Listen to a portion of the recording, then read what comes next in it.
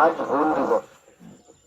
আপনার ডিওয়াইএফআই এই বহার পাহাড় ইউনিট এবং কীর্তেশ্বরী লোকাল কমিটির সহযোগিতায় এই কর্মসূচিকে সাফল্যমণ্ডিত করতে সহযোগিতা করছেন। পতাকা উত্তোলন করছেন জয়ন্ত কিস্কু।